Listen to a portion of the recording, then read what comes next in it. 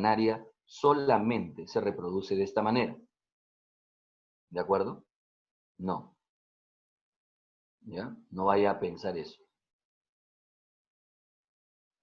La planaria va a tener, ¿no es cierto?, dos o más formas de reproducción. Sí, en realidad eso ocurre con casi todos los seres vivos. Me refiero a que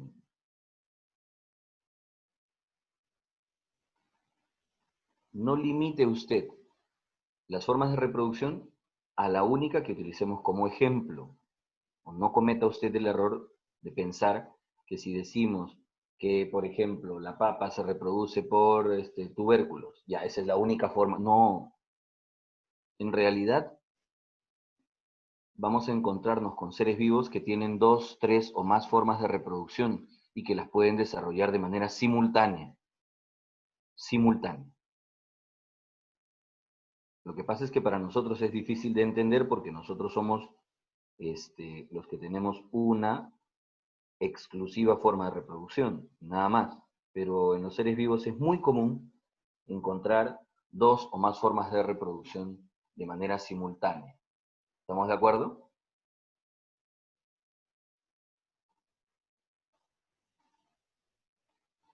Así es.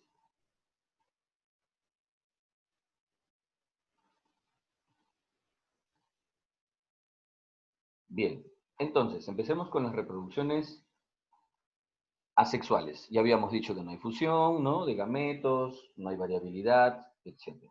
Entonces, estos son los principales tipos de reproducciones asexuales. En el primer caso, en la bipartición, lo que vamos a tener son organismos unicelulares, ¿de acuerdo? Esto es para unicelulares. Téngalo claro aquí. Esto es exclusivo de unicelulares. Un detalle más. Un detalle más.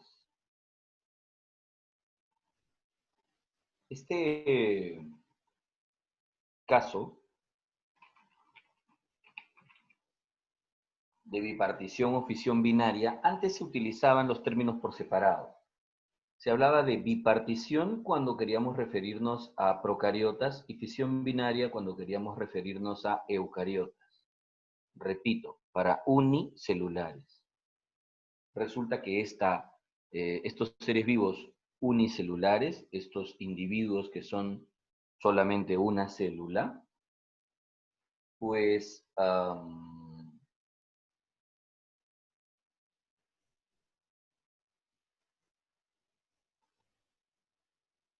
utilizan la división celular, es decir, su forma de reproducción es dividiéndose como si se tratara, repito, de un proceso tipo mitosis o de pronto una división celular directa.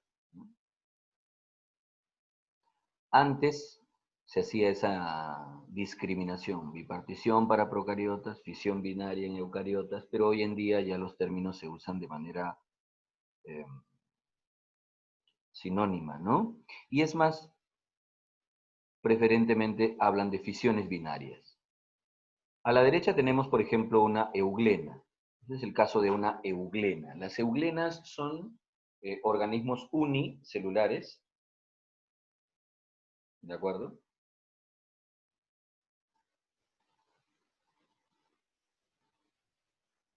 ¿Ya? Y vean cómo en realidad es como una división celular simplemente, ¿no? Así es como una división celular. Solo que esta división celular es usada para incrementar el número de individuos, ¿no? Para formar un nuevo individuo, para reproducirse, claro. Pero no es lo mismo división celular que reproducción, ¿ya? Por eso en algunos textos ustedes encontrarán por ahí, y bueno, claro, ya ahí sí no lo entiendo, pero en fin. Se lo menciono para que cuando lo encuentren no se sorprendan. Hay quienes afirman ya que la mitosis es asexual y que la meiosis es sexual, dando a entender que estas divisiones celulares son formas de reproducción. Y, y no, pues, las divisiones celulares son eso, divisiones celulares. Que alguno use la división celular como forma de reproducción, bueno, bien por él. Pero eso no hace que las divisiones sean, por sí mismas, formas de reproducción. ¿Por qué lo digo? Porque, por ejemplo, nosotros tenemos un montón de células en nuestro organismo que se están dividiendo. Eso, se están dividiendo, no se están reproduciendo. El que se reproduce somos nosotros como individuos, como organismos. Mis células no se están reproduciendo, mis células se están dividiendo. ¿De acuerdo? En algunos casos, como en este, que ustedes ven, individuos unicelulares, pues utilizan las divisiones como forma de reproducción.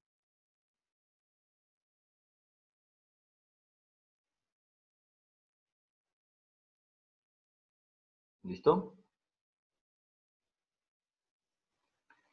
En el caso de esporulación, lo que va a ocurrir es que se producirán esporas. Y aquí este término, espora, ¿ya? Se refiere a qué? A una estructura unicelular. Una espora es una célula fabricada para que a partir de esta célula se construya un nuevo individuo. Ojo, yo no les he dicho si este individuo es uni o pluricelular. En cualquiera de los dos casos puede ocurrir. Wow, o sea, esta espora, esta estructura unicelular, tiene la capacidad de generar un nuevo individuo, sea uni o pluricelular, sí. Bueno, entonces, ¿quiénes utilizan esporas como medio de reproducción? Hay muchos, hay muchos. En esporas, por ejemplo, vamos a tener, ojo, en esporas vamos a tener, ¿no? Aquí tenemos las biparticiones, las divisiones binarias, ¿no es cierto?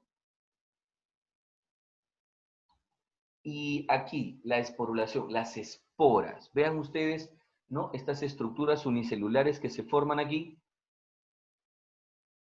una gran cantidad de ellas.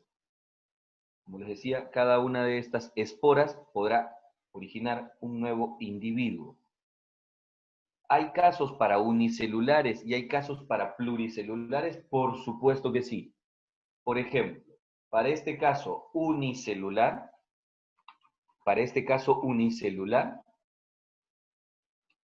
tenemos un grupito que se llaman esporozoos. Es un grupo de protozoarios que se pueden reproducir por esporulación. Por ejemplo, el agente causal de malaria o paludismo. ¿De acuerdo?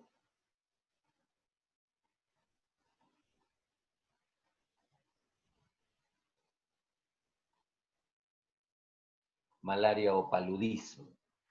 Se reproducen por... Es más, por eso el grupo se llama así, no esporozoos. Pero existen pluricelulares también, existen pluricelulares que utilizan las esporas como forma de reproducción y de propagación. Claro, hay muchas algas, hay muchas plantas inclusive, ¿no?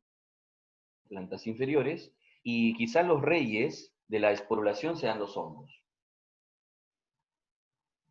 Es más, vamos a encontrar algunos que producen esporas mediante mitosis y hay quienes producen esporas mediante meiosis. Es decir, vamos a encontrar esporas haploides y esporas diploides. Sí, bueno, eso ya lo estudiaremos cuando veamos el caso, ¿no? En cada grupo, ¿ya? En cada uno de ellos.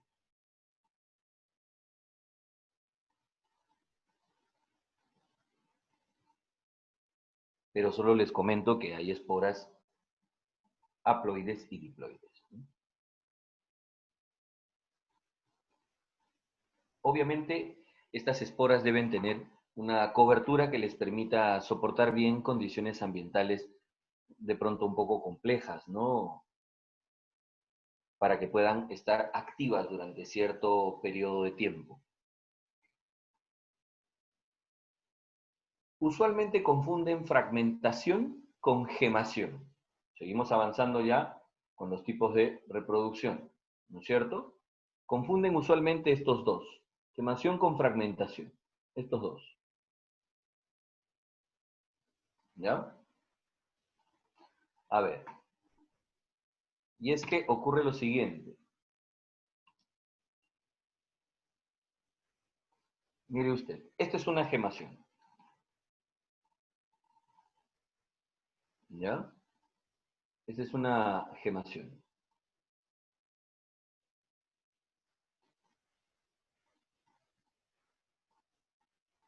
El término gemación viene de yema, ¿no es cierto? Y eso es lo que ocurre. Aparece una yema o brote que va creciendo hasta lograr independizarse. ¿De acuerdo? Hasta lograr independizarse.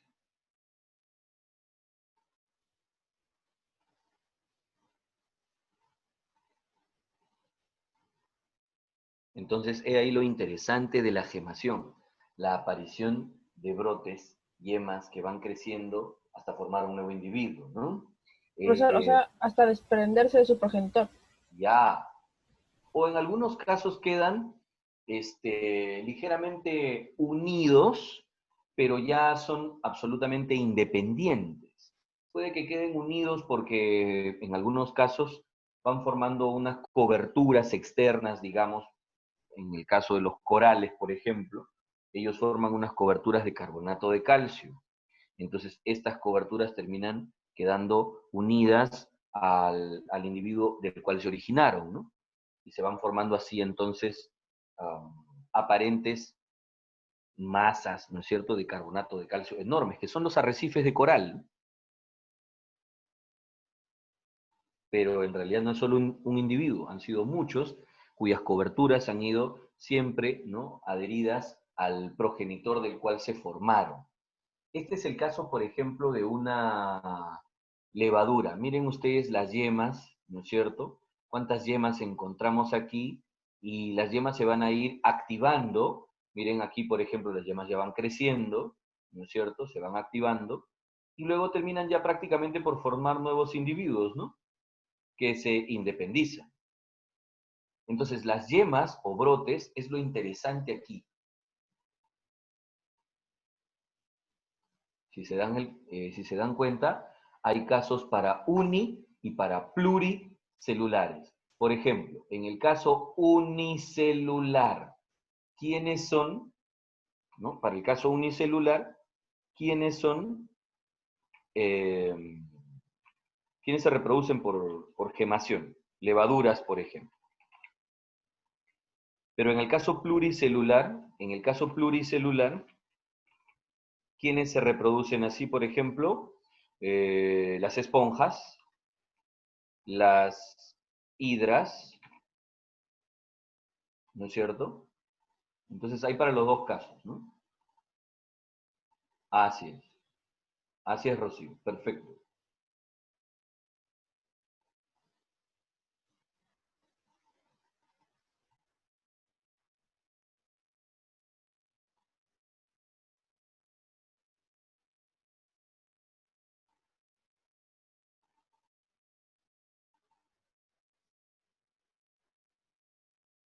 En cambio, la fragmentación implica la separación, el corte, la escisión, ¿no? La segmentación de una parte del individuo. Y esto sí es solo para pluricelulares, ¿no? Esto sí es solo para pluricelulares.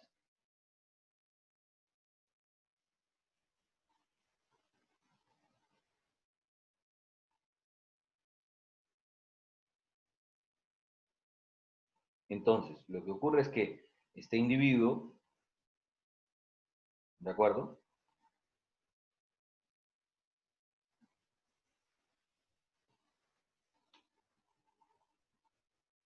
va a terminar separando una parte suya, o de pronto, en algunos casos, varias partes, y cada una de ellas ahora va a regenerar las partes faltantes, a reconstruir las partes faltantes, si se dan cuenta, ¿no? Miren aquí, por ejemplo, ¿no? Esta porción de aquí, ¿no? Esta porción de aquí, pues regenera la que le faltaba, al igual que esta porción de acá, pues regenera la que le faltaba, ¿no? Cada uno regenera las partes faltantes, ¿de acuerdo? Y se originan dos individuos nuevos.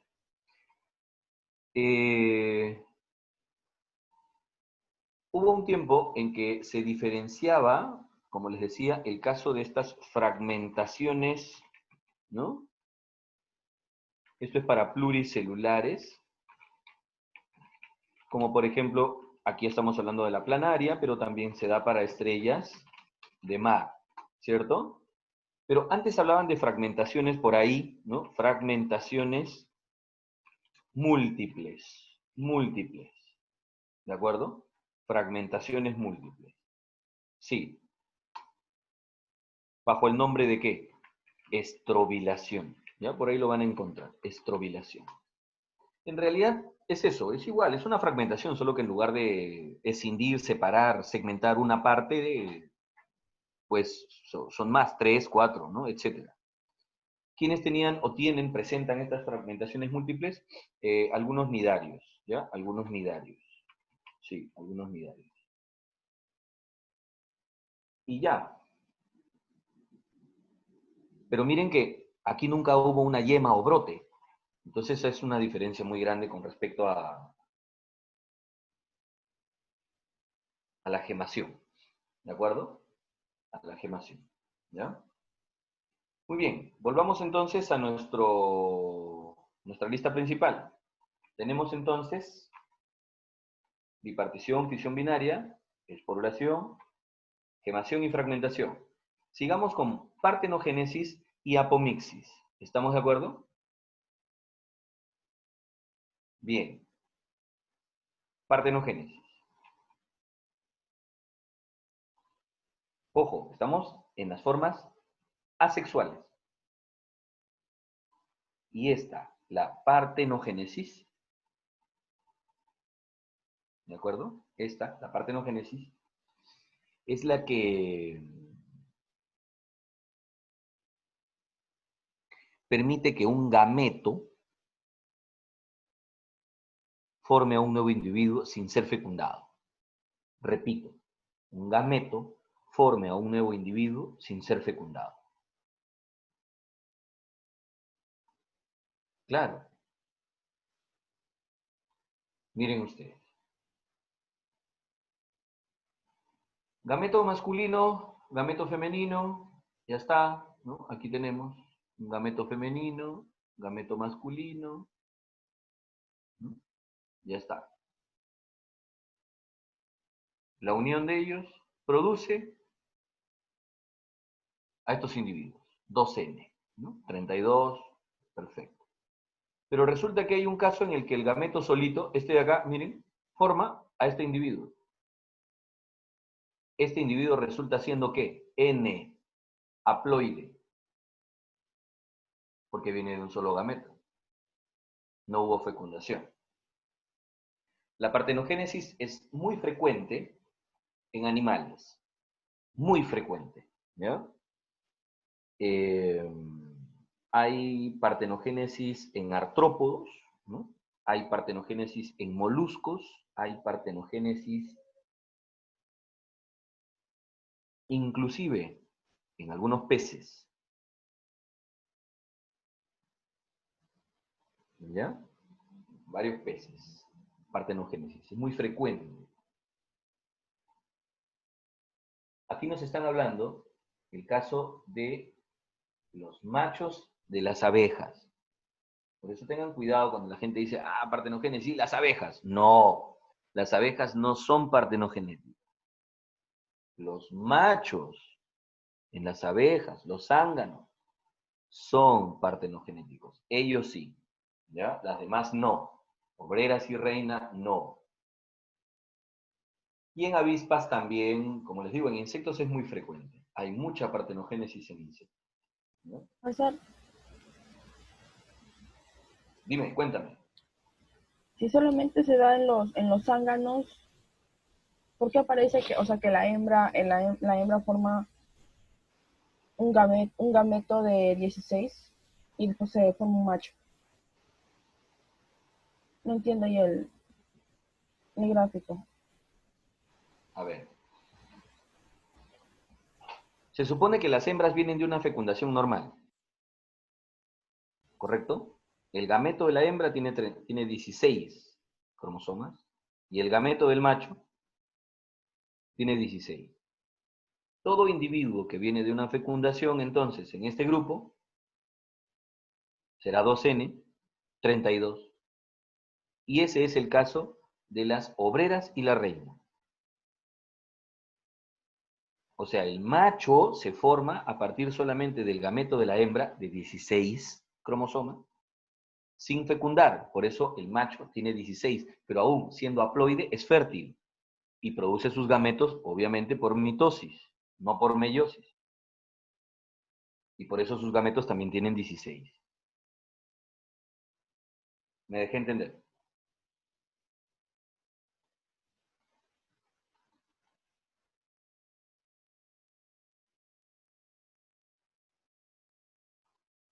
Bueno, ahí nos cuentas. A ver, perdóneme, Francisco, recién te leo. Es lo mismo decir fragmentación que regeneración. Ya, Francisco. La fragmentación es la reproducción en la cual entonces separamos una parte y esta regenera, ¿no es cierto? Ya, y se completan las partes faltantes y entonces aparecen ya dos individuos normales. Pero la regeneración es, digamos, el proceso que utiliza la fragmentación para desarrollar las partes faltantes. Pero yo no podría decir que la regeneración es una forma de reproducción. Esa es una barrabasada que antes el panfleto, el pasquín de la PRE decía. Felizmente ya han vuelto a la luz y ya no siguen con tamaña ignominia, ¿ya? Pero mira, yo te doy el ejemplo. Usted ha visto, por ejemplo, las lagartijas que pueden cortar parte de su cola, ¿no? Un autotomismo. Ya. O yo le puedo cortar una pata a una salamandra, ya, listo. Le corto una pata a la salamandra. La salamandra regenera su pata, ¿sí o no? Ya, pero dime, ¿la pata me da una nueva salamandra? No, pues. Entonces, una cosa es regenerar y otra cosa es reproducirse utilizando, ¿no es cierto?, la regeneración. La fragmentación es una forma de reproducción, me genera nuevos individuos y utiliza la regeneración. Pero la regeneración por sí misma no es una forma de reproducción. ¿Ya? Fiorella, supongo que has querido decir esponjas, ¿no? Porque dice espongas, ¿no? Su reproducción no es por esporas. Fiorella, dijimos nosotros al inicio, creo que tú estabas durmiendo todavía, que no íbamos nosotros a mencionar, ¿no es cierto? O mejor dicho, que los ejemplos que íbamos a mencionar no son las únicas formas de reproducción que tiene cada organismo. Por ejemplo, yo les acabo de decir, la planaria se reproduce por fragmentación. Cuidado con pensar que la planaria solo se reproduce por fragmentación. No, esa es una forma que tiene de reproducirse. Por si acaso las planarias tienen forma de reproducción sexual. Sí, sí, son monoicas, con fecundación cruzada. Claro, ¿ya? Entonces, cuando decimos nosotros, se reproduce por fragmentación, esa es una de sus formas de reproducción, ¿ya? Entonces, las esponjas que tú dices, se reproducen por esporas. En realidad las esponjas solamente tienen formas asexuales de tipo gemación, ¿ya? Tienen una forma sexual también, después la veremos, pero en la versión asexual es por gemación. ¿Ya? Jimena, cuando dices siempre será macho, ¿te refieres al zángano? Sí, el zángano es macho en las abejas y es el único haploide, el único. Todas las demás son hembras, obreras o reina, y son diploides. ¿Ya? Y Fátima, me dices, ¿siempre el resultado va a ser macho o solo cumplen abejas? Sí, solo es el caso de abejas. En otros casos, haploides son hembras. Ujú, también.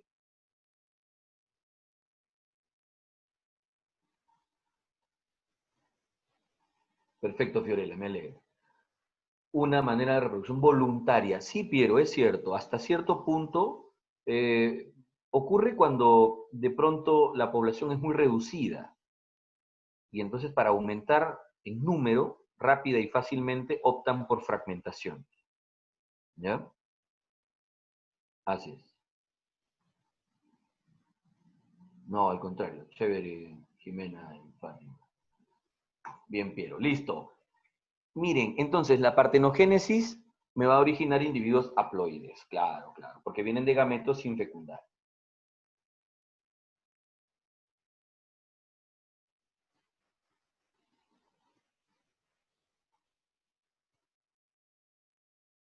Ahora, eh,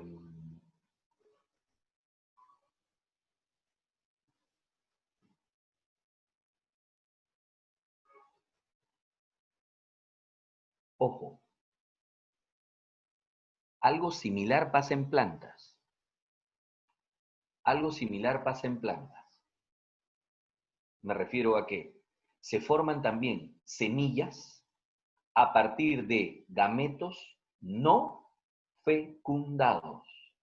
Hablamos de apomixis.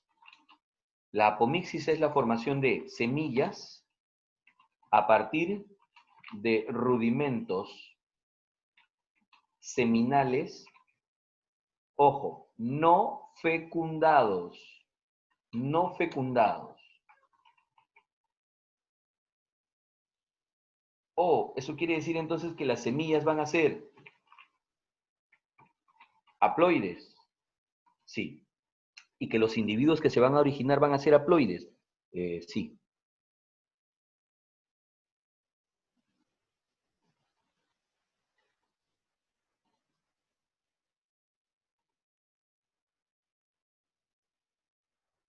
¿De acuerdo?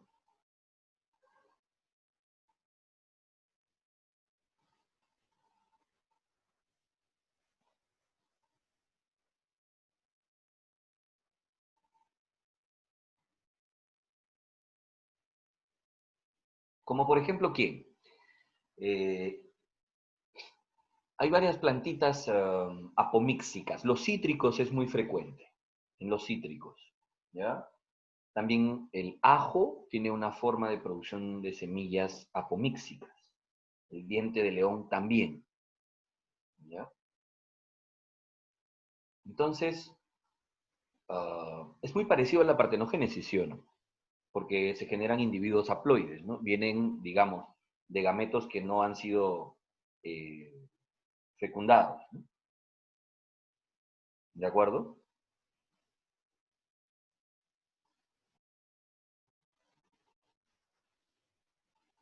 Ahora, eh,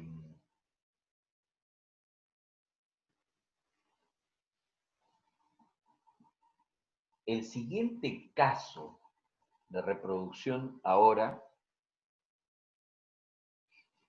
para terminar con las asexuales y antes de hablar de clonación también, es esta. Miren, ya hemos visto, ¿no es cierto?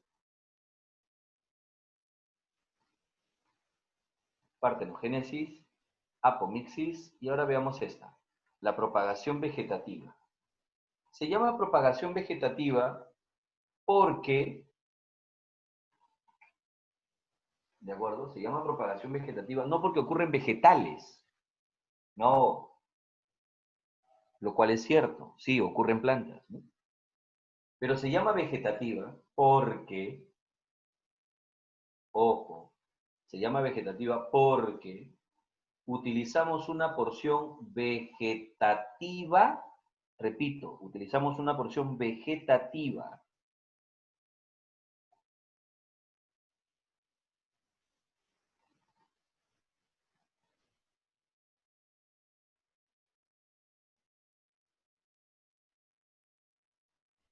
de las plantas. Porción vegetativa. Bien, para quienes no lo tienen claro todavía, las porciones, las partes vegetativas de una planta son estas. ¿De acuerdo? Raíz, tallo y hojas. Ah, entonces, un momentito, ¿qué? Sí, vamos a utilizar alguna raíz, algún tallo o alguna hoja para lograr formar un nuevo individuo a partir de estas estructuras. A eso le llamamos propagación vegetativa. ¿De acuerdo? Propagación vegetativa. Wow. Y sí, pues, así es. Entonces, hablando de raíces, por ejemplo, vamos a tener el caso de raíces tuberosas. Sí, hay un caso de raíz tuberosa, como por ejemplo, ¿quién? El camote, el yacón, raíces tuberosas, y que se usan y que se pueden usar para propagar. Sí, claro. Tallos, hay tallos aéreos, como esquejes, estacas, estolones, ¿de acuerdo? Acodos, esqueje, estaca, estolón, acodo. Esos son tallos aéreos que se pueden usar para propagar. Tallos subterráneos, bulbo, tubérculo, rizoma.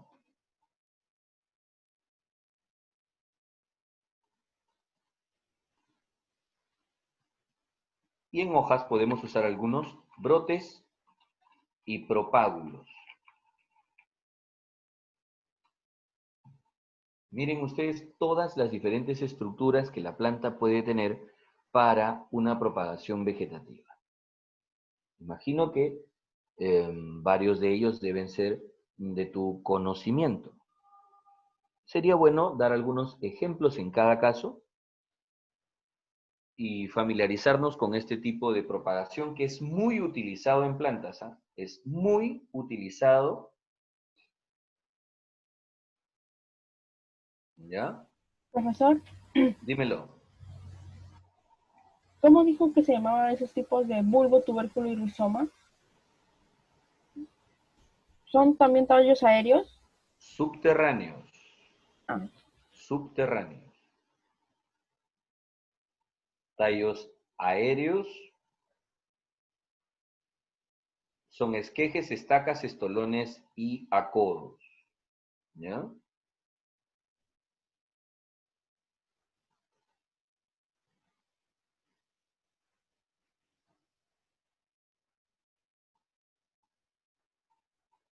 A ver.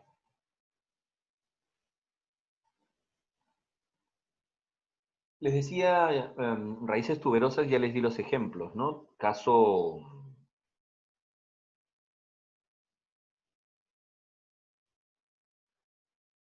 camote, yacón. En esquejes y en estacas, estos son tallos aéreos que se cortan, se fragmentan, ¿no es cierto? Ustedes habrán visto sobre el suelo, por ejemplo, ¿no? Sobre el suelo. Y son unos cortes de tallo que se hacen, ¿no es cierto? Y que luego se plantan, se sumergen parcialmente en el suelo, y a partir de ellos, ¿no es cierto? A partir de ellos, pues se originan ramas, raíces y todo lo demás, ¿no?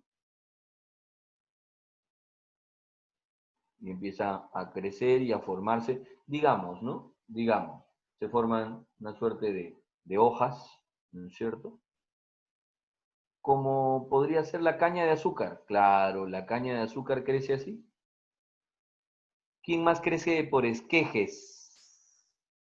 Por estacas. La yuca. Tú dices, un momentito, pero ¿qué diferencia hay entre esqueje y estaca? En realidad, la única diferencia es que las estacas tienden a tener el tallo más leñoso. ¿Ya? Los esquejes son tallos un poco más herbáceos o no tan engrosados. Cuando los tallos ya son mucho más leñosos, ya hablamos de estacas, ¿no? Estacas, por ejemplo, ¿quiénes se reproducen por estacas? El sauce, eh, el aliso, el sauco. Y por esquejes, la yuca, como les decía, caña de azúcar, el geranio. ¿De acuerdo? Espera, Rocío, todavía. Espérame.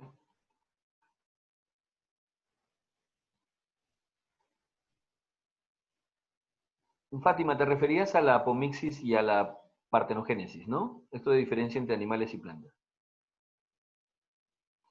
Melanie, en el caso de las papayas se reproducen por semillas. Por semillas. Eso es sexual. Aquí estamos en formas asexuales. Bien, Jason. El higo también se reproduce por estacas. Así es. Así es. Ujú. Espera, Piero, ya llegamos a propágulo. Entonces, esquejes y estacas. Son tallos aéreos que se cortaron, se sumergen y empiezan luego a enraizar, ¿no es cierto? Y ¿no? Formar sus raíces de aquí sin ningún problema, ¿no? Todo normal, tranquilo. Y sus hojitas en la parte aérea y ya está. Maíz, ¿no es cierto? No. Caña de azúcar. Ese se siembra por esquejes. ¿Ya? Los estolones, como ustedes ven aquí, por favor, estos son estolones. Vea usted, son tallos aéreos, pero que se proyectan y forman aquí un nuevo individuo. Luego esto puede que se pierda, ¿no? Y la planta ya desarrolla normal, o puede que se mantenga. Es muy normal, miren ustedes aquí en la parte superior, aquí se forma un estolón y luego se forma otro estolón y de aquí se formará otro estolón y de aquí se formará otro estolón y así entonces vamos formando nuevos individuos. Son tallos aéreos que luego enraizan y forman un nuevo individuo. ¿Me dejo entender? Estos son los estolones, ¿ya? Los estolones, tallos aéreos, ¿ya? Pero que enraizan y forman un nuevo individuo. Ahí es donde están, ¿no es cierto? Como comentaba Rocío, las fresas y el césped, ¿de acuerdo? Así es, ahí están, estolones. La fresa, correcto, Francisco, muy bien.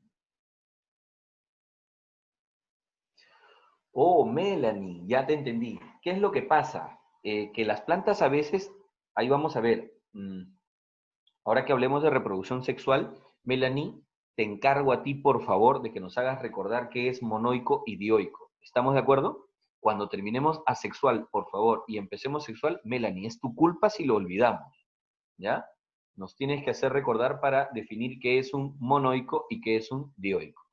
Chévere, gracias. Entonces, sigamos con tallos aéreos que nos faltan los acodos. Miren, el caso del acodo, ¿ya? Los acodos son tallos aéreos que pueden enraizar. Entonces, resulta que en un tallo aéreo,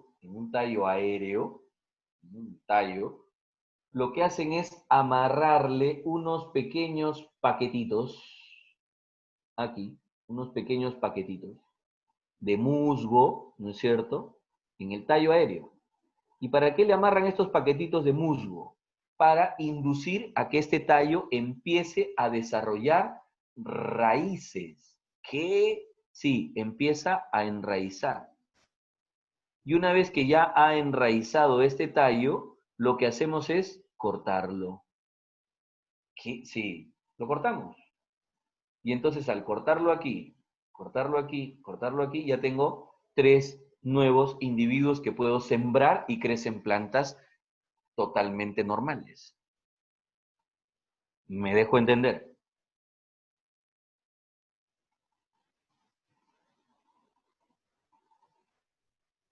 Profesor, ¿eso sigue siendo el caso de los estolones? Sí, pero en el estolón yo no lo hice enraizar. Ojo, este tallo está en una planta, o sea, este tallo lo hago enraizar mientras la planta está desarrollando, ¿ah? O sea, digamos, este es un tallo, a ver,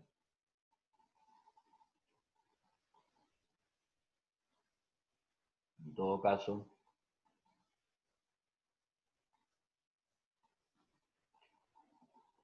tengo una plantita acá, está desarrollando normal sus tallos y todo, ¿no? Ya, este tallo que yo les he contado, que lo estoy haciendo, ¿no? Que lo estoy acodando, es este tallo que está aquí. O sea, aquí voy a colocar los acodos, miren. Aquí voy a colocar un acodo aquí, otro acodo acá, otro acodo aquí, otro acodo acá, y así. Lo voy a obligar a que enraíce. Y después voy a poder cortar, ¿no es cierto? Para una planta, para 2 plantas, para 3 plantas, para 4 plantas, etc. ¿Me dejé entender? En cambio, en el caso de un esqueje, yo simplemente corté el tallo sin esperar que enraíce, porque de frente este tallo lo puedo poner en el suelo y yo sé que va a enraizar solito. En cambio, en el acodo, lo que yo hago es esperar que enraíce ahí. ¿De acuerdo? Me dejé entender la O sea, diferencia entre en los esqueje. acodos es como un enraizado manual y en los En los esquejes, esquejes y estolones. solamente corto el tallo, lo siembro y de ahí va a crecer un nuevo individuo. Así es. Ay, Listo. Bulbos son tallos de crecimiento subterráneo, como por ejemplo en el ajo, la cebolla,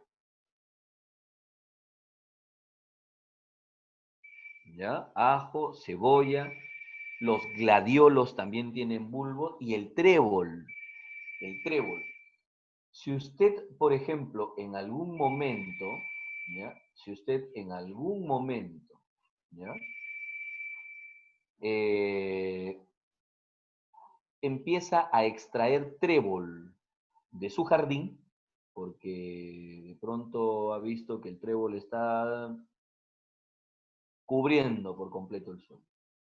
Bueno, vas a encontrar unas especies, tú le vas a decir como si fueran unos coquitos.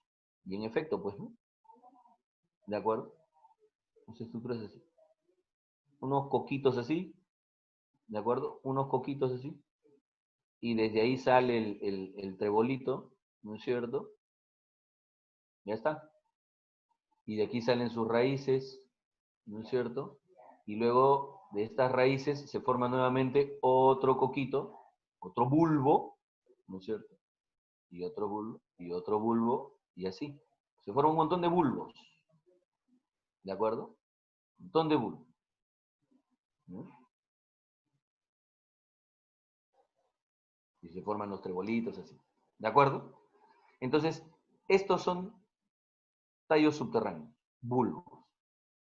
Bulbos presentan gladiolos, bulbos presentan trébol, bulbos presentan el ajo, la cebolla, como les digo, ¿no? Y se pueden usar para propagar, por supuesto que sí. ¿Ya? Por supuesto que sí.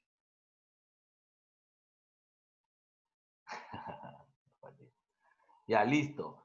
Entonces, el, uh, el tubérculo yo me imagino que sí lo conoce, ¿sí o no?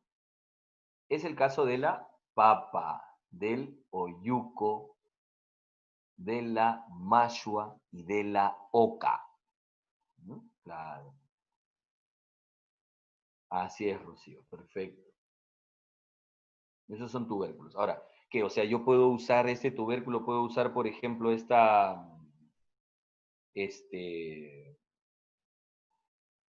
esta papita chiquitita, ¿no? O la papa misma, por si acaso sin pelar y cruda, ¿no? ¿La puedo usar para formar una nueva planta de papa y que me dé más papitas? Sí.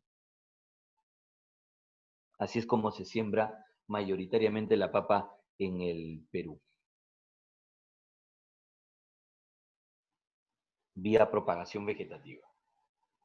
Cuando hablamos de rizoma, hablamos de unos tallos subterráneos como el que estamos viendo aquí, como el que estamos viendo aquí. Este es un tallo subterráneo.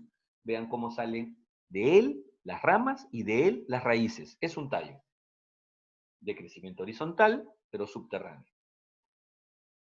¿Quiénes tienen rizoma? El quión, el plátano, el azafrán. ¿Ya?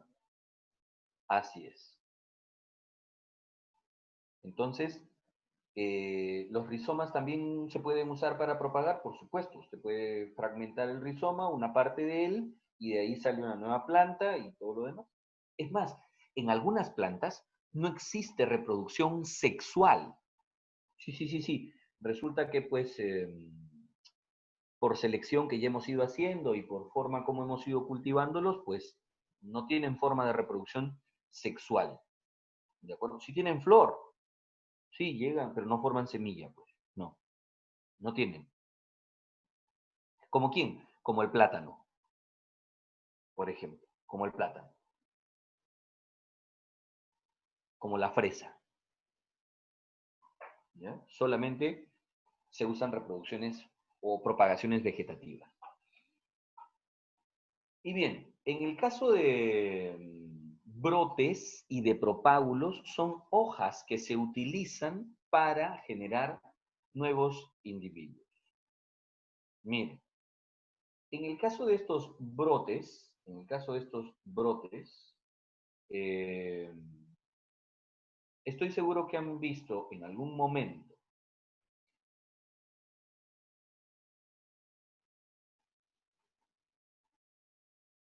porque ahora están de moda estas plantitas, las llamadas suculentas. Usted coge una hoja, sí, sí, sí, sí, sí, coge una hoja, y esta hojita simplemente la puede usted soltar aquí, en la superficie, y solita esta hoja empieza a formar sus raíces, solita, ¿no? Empieza a desarrollar sus raíces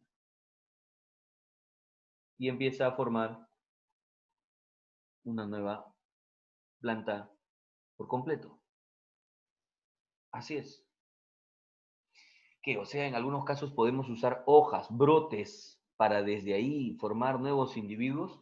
Sí, la mayoría de las plantas suculentas lo permiten. Las cactáceas también. Sí, los cactus. Los cactus. Uh-huh.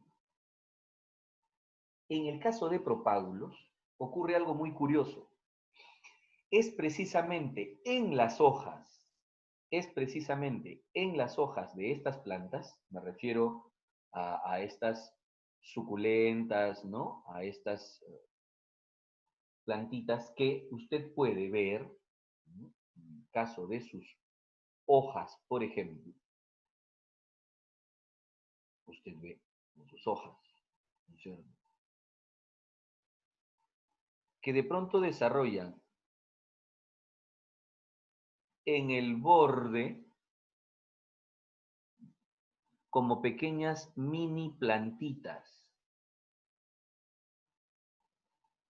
Hay como unas mini plantitas que se desarrollan en el borde de las hojas y que luego se desprenden de ellas y caen al suelo y desarrollan nuevos individuos. Si usted las ve, ¿no? A estas plantitas, bueno, en realidad son, repito, como mini plantitas, ¿no? Tienen sus hojitas, ¿no? Sus raícitas, todo. Así es. Cada una de ellas puede originar un nuevo individuo. ¿De acuerdo? Cada una de ellas puede originar un nuevo individuo. Si usted coge una de ellas y las observa a detalle, pues lo que usted va a ver es en realidad, como les decía, lo que usted va a ver es una plantita, ¿no? Una plantita en miniatura. Una plantita que tiene una hojita, otra hojita, sus brotecitos y sus raícitas. Así. Y que está esperando simplemente que esta hoja principal, ¿no?, se seque o que ellas empiecen a desarrollar de a pocos y el peso haga que se desprendan y se caigan y en el suelo pues desarrollen. Esos son los llamados propágulos. En estas plantas que comentábamos, ¿de acuerdo?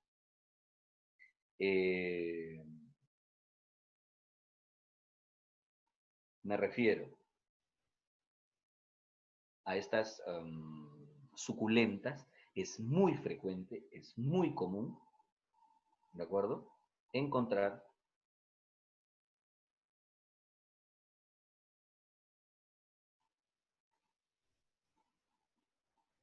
estos propágulos, ¿de acuerdo?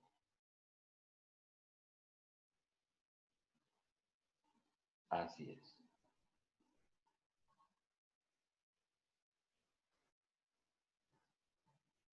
¿Listo? Terminamos entonces con propagación vegetativa y aquí con esto de toda la forma asexual de reproducción.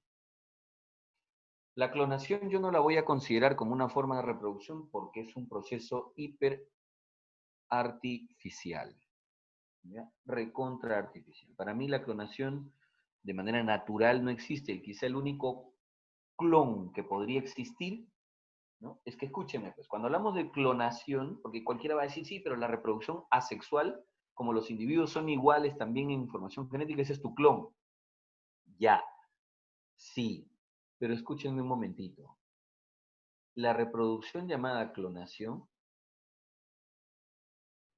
implica el uso de una serie de procesos que son totalmente diferentes. Así es. Por ejemplo, para clonar, supongamos que queremos clonar a Carlos. Ya, ahí está. Carlos lo queremos clonar. Y bueno, para clonar a Carlos necesitamos utilizar el útero de una mujer y el óvulo de esta mujer o de otra mujer. Entonces lo que yo voy a hacer es coger el óvulo y quitarle el núcleo de ese óvulo, porque no me interesa la información que tenga ese óvulo, y lo que yo voy a hacer es extraer una célula somática de Carlos, una célula somática que tenga 46 cromosomas, y ese núcleo lo voy a introducir en el óvulo, y entonces este óvulo ahora tiene 46 cromosomas, es como si hubiera sido fecundado. Empieza a desarrollar, empieza a formar un embrión, y ese embrión lo voy a implantar en el útero de esta mujer o de otra mujer, de un vientre de alquiler. ¿Ya? Y lo que van a hacer, el individuo que van a hacer, ¿no es cierto?, no tiene información genética de quien lo ha gestado, ¿no?, quien en el útero, no tiene información de esa persona, no tiene información de quien puso el óvulo, solo tiene información genética de Carlos. Ya, eso es una clonación. Y bajo ese concepto, bajo ese procedimiento, nadie de manera natural se forma. No, nadie. Pero sí es cierto que la reproducción asexual nos produce individuos con la misma información parecida a lo que la clonación origina, ¿no es cierto? Está bien, Piero. Sí, sí, pues, pero no y creo que ninguna de ellas es comestible, inclusive, ¿eh? Acodos, Fátima, ¿quiénes acodan, por ejemplo? A ver, aquí les voy a poner los ejemplos de acodos, ¿no? Los ejemplos de acodos serían las chefleras, que es una planta ornamental, luego ficus, y luego, ¿qué más acodamos? Um, Molles, ¿ya? Esos son los ejemplos de acodos.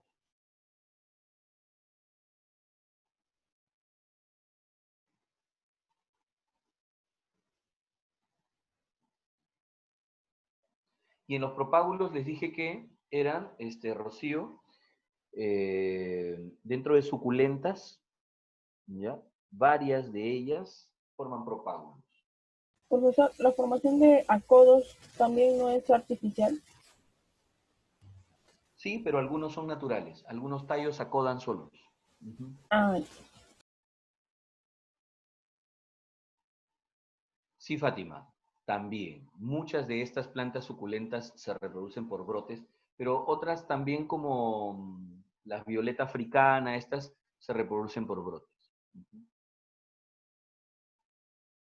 Bien, terminamos con la reproducción asexual. Empecemos con la reproducción sexual. ¿Ya? En el caso de reproducción sexual,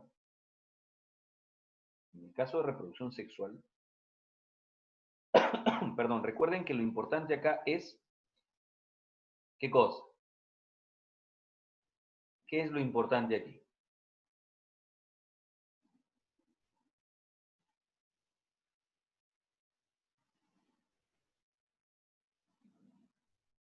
La variabilidad. La variabilidad.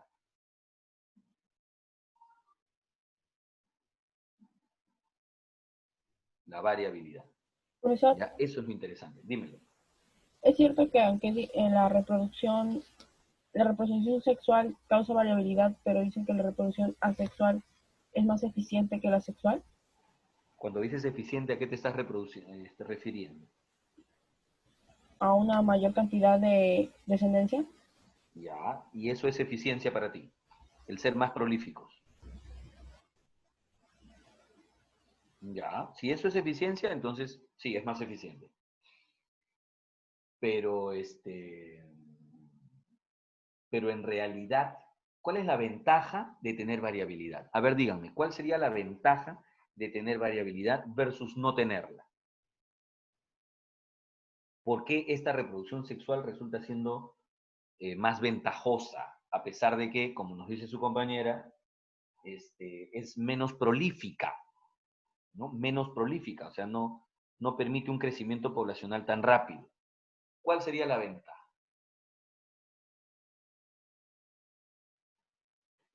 Fátima, ¿cómo que supervivencia? A ver, explícanos, por favor. Piero dice mantener la especie, pero Piero, la sexual también mantiene la especie, ¿no? La La- descendencia puede resultar ser más resistente a las enfermedades de sus antecesores. Esa es una, claro, y bastante contundente, ¿no? Pero entonces, si tú misma tienes ese análisis, ¿por qué sigues tú diciendo que es más eficiente la asexual? Eso es lo que había leído, profesor. No sé. Es que, como te digo, yo creo que las dos formas son eficientes. Ahora, ¿cuál es más o menos ventajosa? Eso depende, creo yo, en qué momento, bajo qué circunstancias esté usted analizando las formas de reproducción. ¿A qué me refiero? Si lo analizamos frente a un cambio climático, ¿cuál va a ser más ventajoso? ¿Sexual o asexual?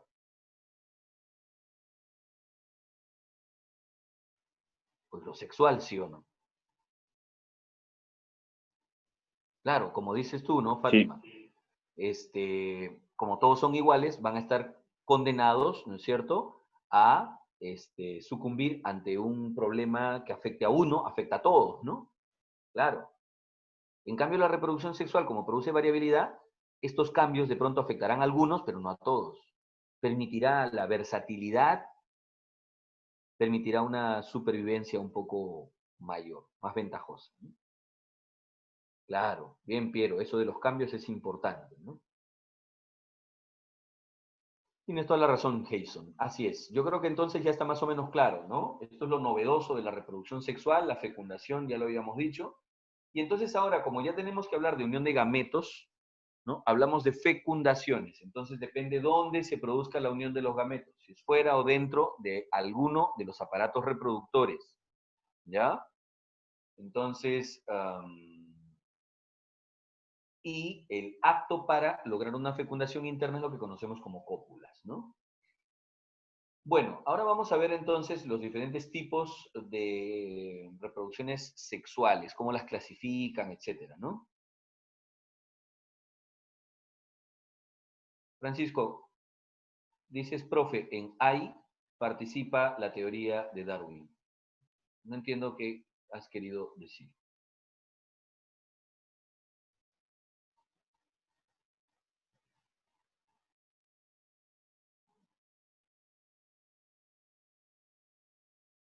Entonces, miren, hablamos de fecundaciones internas, externas, dependiendo dónde se produzca la unión de los gametos, ¿ya? Por ejemplo, externas, si la unión de los gametos se produce fuera, internas, si se produce dentro, ¿no es cierto? ¿Ya? Pero luego hablamos de unas formas de reproducción este, particulares, especiales, que es lo que llamamos nosotros formas isogámicas o anisogámicas. ¿Por qué? Porque isogámicas quiere decir que los gametos van a ser iguales en forma y tamaño. Repito, isogámica iguales en forma y tamaño. Y anisogámica, cuando los gametos son diferentes en forma y o tamaño. Y o tamaño. Por ejemplo, nosotros, nuestro gameto masculino es muy diferente al gameto femenino. Nosotros somos anisogámicos. Pero luego vamos a encontrar muchos organismos isogámicos, en hongos también, en plantas, ¿no? ¿Ya? Vamos a encontrar formas de reproducción isogámicas o anisogámicas. Otra de las cosas que nos van a terminar por recontrarrayar la vida es este concepto de alternancia de generaciones. ¿Qué? Sí. Sí. Esporofítica y gametofítica, profesor. ¿Sí que buenos conceptos? Es decir, lo que tú mencionas serían la fase 2N y la fase N. Pero nosotros no tenemos alternancia de generación. Y entonces por eso se nos complica poder entender qué es una alternancia y cómo funciona, que es muy frecuente, por ejemplo, en hongos y en plantas y en algas también. Resulta que van a haber etapas, ojo, van a haber etapas en el ciclo de vida de estos, por ejemplo, honguitos, véalo usted, ¿no es cierto? En los cuales van a, mira, van a ser individuos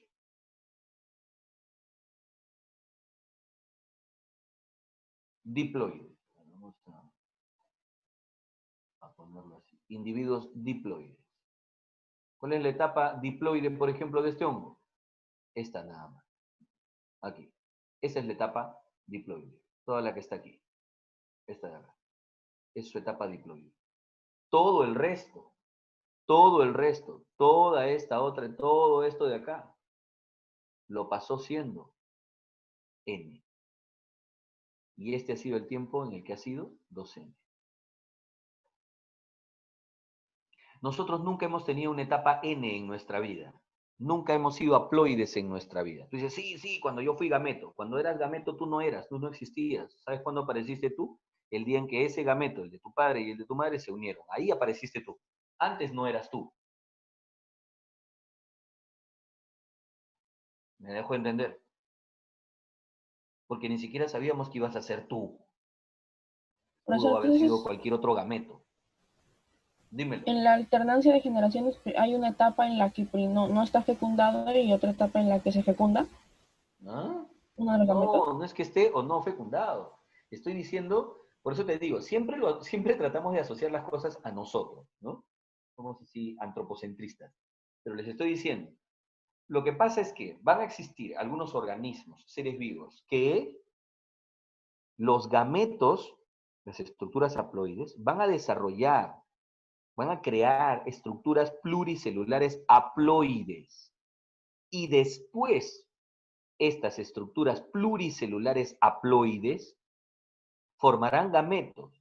los cuales fecundarán y recién se construirán estructuras diploides. Ya, eso no ocurre en nosotros, pues por eso es tan complicado entenderlo. Nosotros nunca hemos tenido una fase haploide y mucho menos una estructura pluricelular haploide. No. Pero ya lo veremos en hongos y plantas. ¿Ya? Ya lo veremos en ellos. Como para más o menos entender algo de esta alternancia. Ajá, Melanie, ahí vamos. Gracias. Gracias. Entonces, ¿qué más tenemos que mencionar? Aquí justo asociado con lo que nos dice, nos hace recordar Melanie. Mire, ¿qué es un individuo monoico y qué es un individuo dioico? Un individuo monoico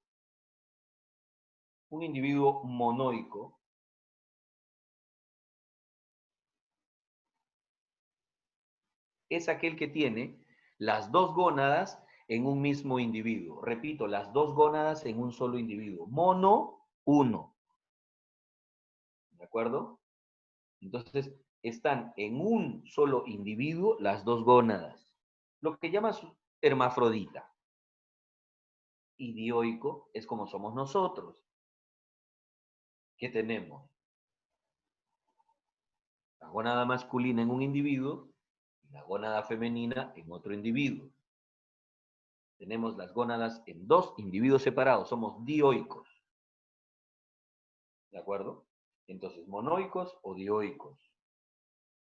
Y vamos a tener de todo eso en los diferentes seres vivos. Hay seres vivos monoicos, hay seres vivos dioicos, ¿no? Lo que llamamos machito, hembrita, en fin, ¿no? Pero hay quienes son monoicos y se pueden autofecundar, hay quienes son monoicos y no se pueden autofecundar, ¿no? Y en los dioicos hay quienes tienen fecundación externa o fecundación interna, como les decía.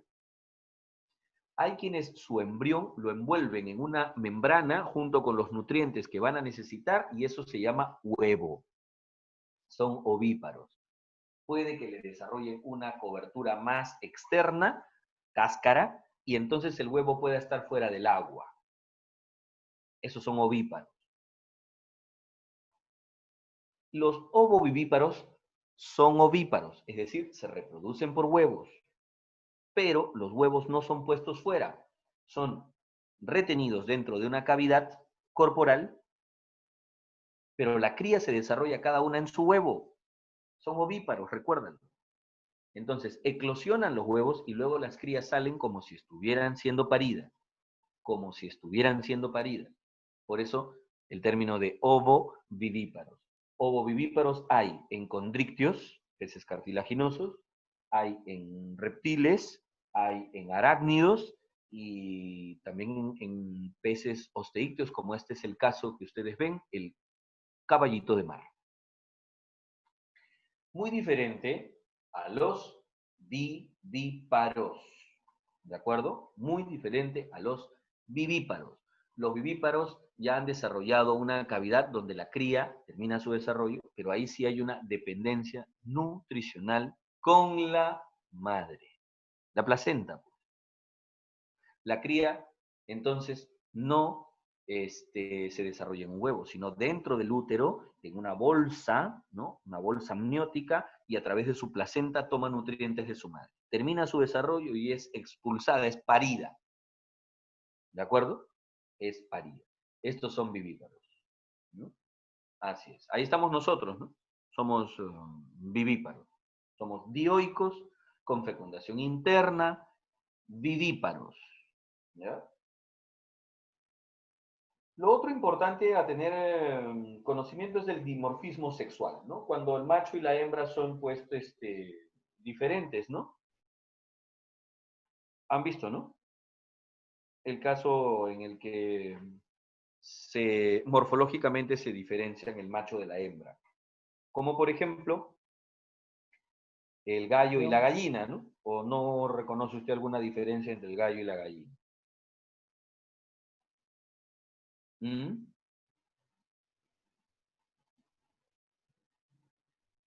Claro. Igual que el león y la leona, ¿no? Tienen dimorfismos sexuales. Así es. Dimorfismos sexuales. En el Profesor, sabor, dice. ¿y el pollo? Señorita, el pollo es un gallo o una gallina, pero joven. Así es.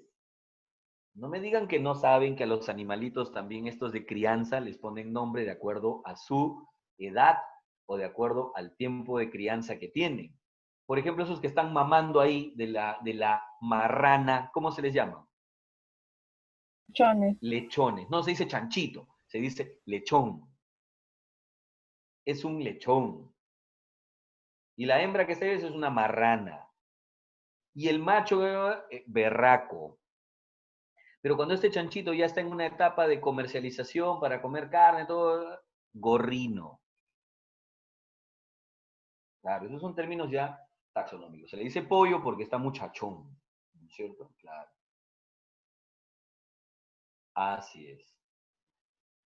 Nada tiene sentido. Puerco, dice la otra persona. Listo.